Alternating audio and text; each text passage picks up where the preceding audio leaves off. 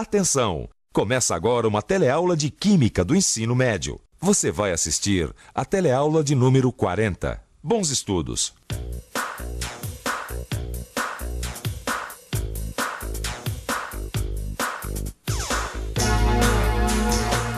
Circulando pela cidade, às vezes eu vejo muitos caminhões transportando gasolina.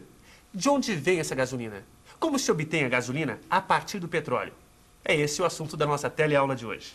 Você vai aprender como aconteceu a formação do petróleo. Vai saber quais são os produtos derivados do petróleo e como é feita a destilação fracionada, que é usada na separação desses produtos derivados do petróleo.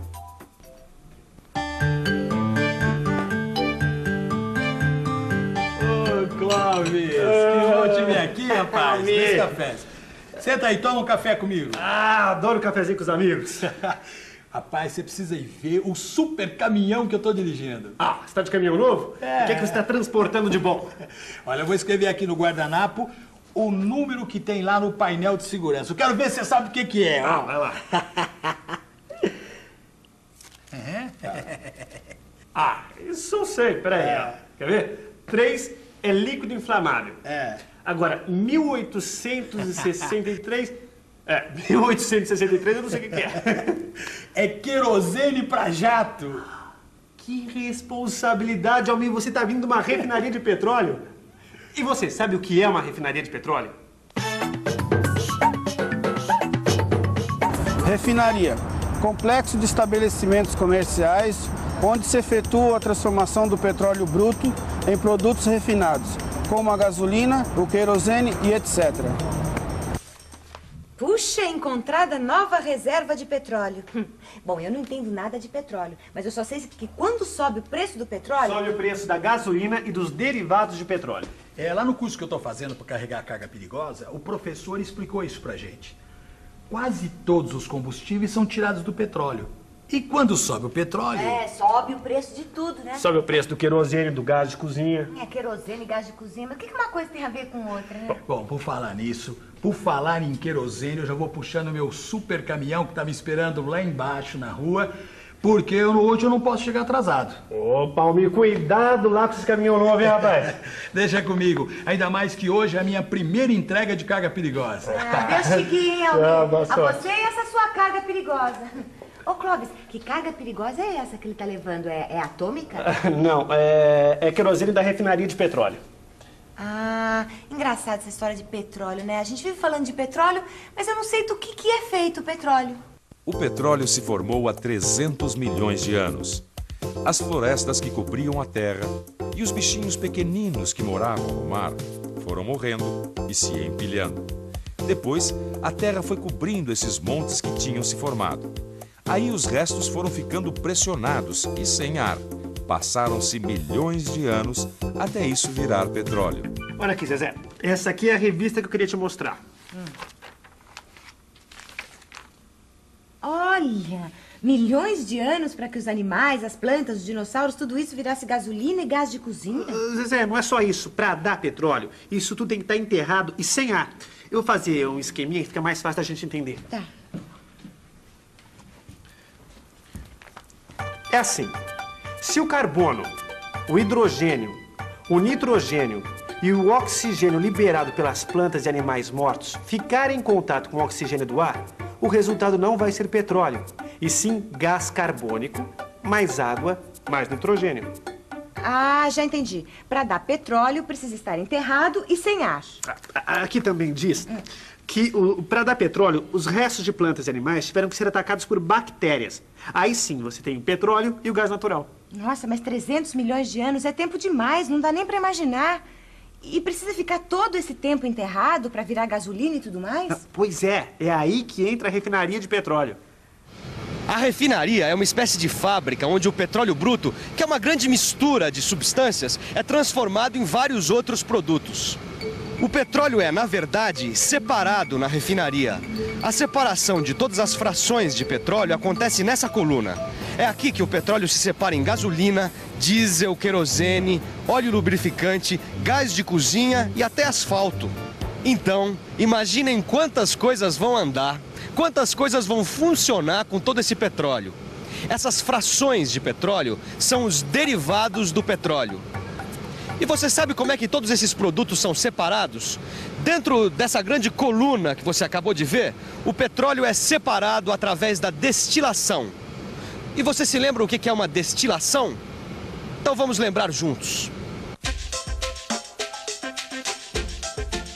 Vamos ao laboratório.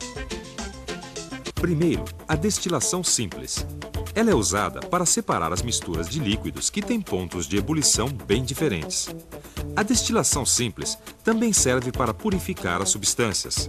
Aqui temos a anilina, que é muito usada na indústria da borracha. Quando a anilina fica algum tempo guardada, ela se torna escura. Antes de ser usada, é necessário purificá-la através da destilação. Quando a temperatura atinge 174 graus Celsius, a anilina começa a ferver, pois esta é a sua temperatura de ebulição. Então ela evapora e sobe pelo balão. Ao chegar na superfície fria do condensador, a anilina que está em estado gasoso se resfria e vira anilina líquida de novo, mas agora em outro recipiente. A anilina que antes estava escura ficou clara, isto é, ficou purificada. Pronto, ela já pode ser usada.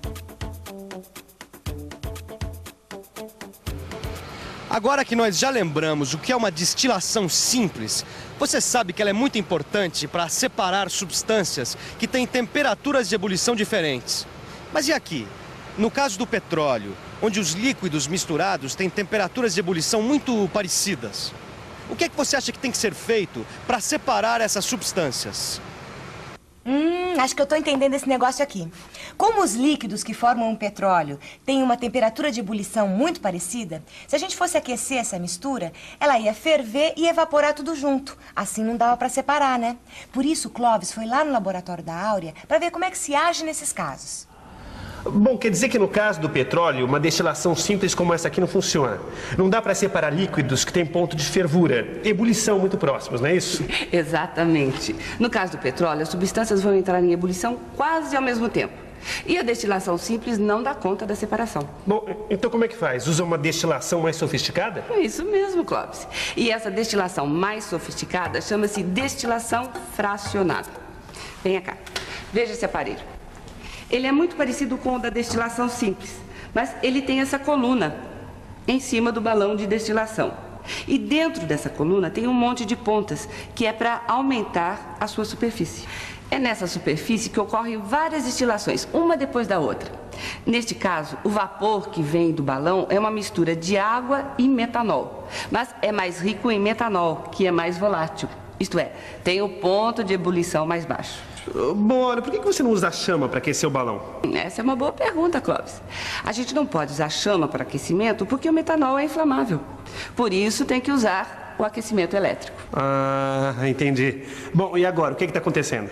O vapor que se forma agora vai ser ainda mais rico em metanol.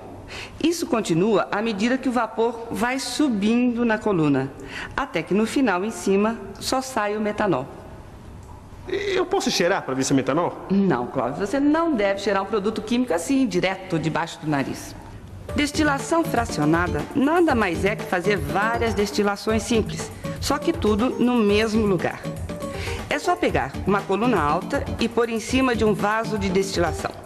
Imagine que as bolinhas vermelhas são uma substância e as bolinhas azuis são outra. As duas com pontos de ebulição muito parecidos. Só que o ponto de ebulição da substância de bolinhas vermelhas é um pouquinho menor. Quando a mistura é aquecida, as bolinhas vermelhas e azuis vão virar vapor juntas. Só que uma vira um pouquinho antes, as bolinhas vermelhas, pois seu ponto de ebulição é um pouquinho menor. Isso significa que no vapor formado existe mais partículas da substância representada pelas bolinhas vermelhas. Como a coluna é grande, a parte de cima é mais fria e o vapor vira líquido. Só que acontece uma coisa, vem subindo mais vapor quente. Então, o líquido ferve de novo. Nesse vapor, vai ter também mais substância que tem ponto de ebulição mais baixo, ou seja, as que são mais voláteis, as bolinhas vermelhas. Ou seja, quando chegar lá em cima, só vai ter a substância formada pelas bolinhas vermelhas. Ah, Agora eu acho que eu estou entendendo melhor aquela coluna da refinaria de petróleo. Você lembra? Como será que a gente separa os produtos derivados do petróleo? Vamos pensar um pouco? Vamos pensar um pouco. Ah, já entendi. O petróleo é aquecido embaixo e o gás é o primeiro a sair lá em cima, porque seu ponto de ebulição é menor e por isso ferve primeiro. Depois vem a gasolina que vai ser usada nos carros. Aí, a nafta e depois o querosene do avião.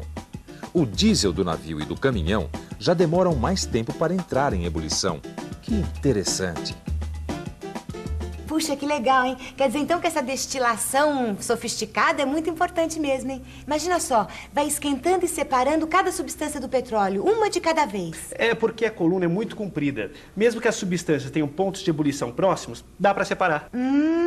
Então é assim que o petróleo se transforma naquele monte de coisa que a gente usa, né? Graças à destilação fracionada. Que importante ela, né? E a destilação fracionada não serve só para o petróleo, não. A Áurea falou que pode separar também qualquer mistura de líquidos parecidos. O oxigênio e o nitrogênio do ar, por exemplo, podem ser separados por destilação fracionada. O oxigênio e o nitrogênio do ar? Mas como é que dá para destilar se eles são gases? Pois então, a Áurea disse que o oxigênio e o nitrogênio do ar são gases na temperatura em que nós estamos. Mas se eles forem colocados em um frasco e a temperatura for baixada, eles viram líquido. Aí a gente vai ter líquido que pode ser destilado como petróleo. Se a gente puser o ar no freezer, ele vira líquido? Para o ar virar líquido, tem que ser muito frio. 260 graus negativos.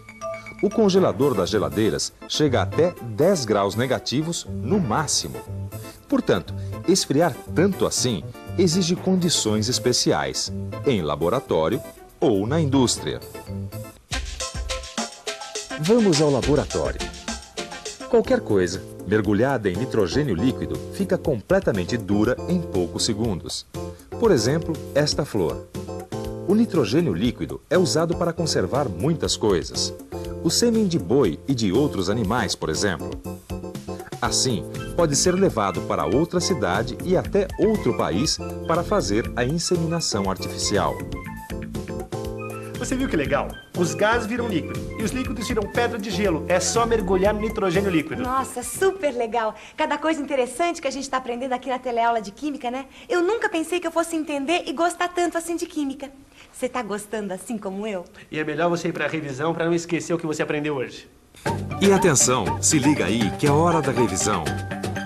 Nesta teleaula, você ficou sabendo que a decomposição de matéria orgânica na ausência de ar é que formou o petróleo há milhões de anos. Viu que esse petróleo é separado em frações na refinaria de petróleo e conheceu os seus principais derivados: diesel, querosene, gasolina, gás de cozinha. Você aprendeu também que a destilação fracionada é o mesmo que fazer várias destilações simples, uma depois da outra. A destilação fracionada é o processo pelo qual são separados os vários derivados do petróleo. Ou seja, é através da destilação fracionada que se obtém gasolina do petróleo. Bem, por hoje é só, pessoal. Agora, quando você estiver andando de ônibus ou acendendo fogão, lembre-se do petróleo e de todos os seus derivados e do trabalho que dá para consegui-los. Lembra da natureza e dos 300 milhões de anos que levou para formar esse petróleo todo. É sempre bom não desperdiçar. E para não desperdiçar a teleaula, o negócio é estudar. Então, bons estudos e até a próxima.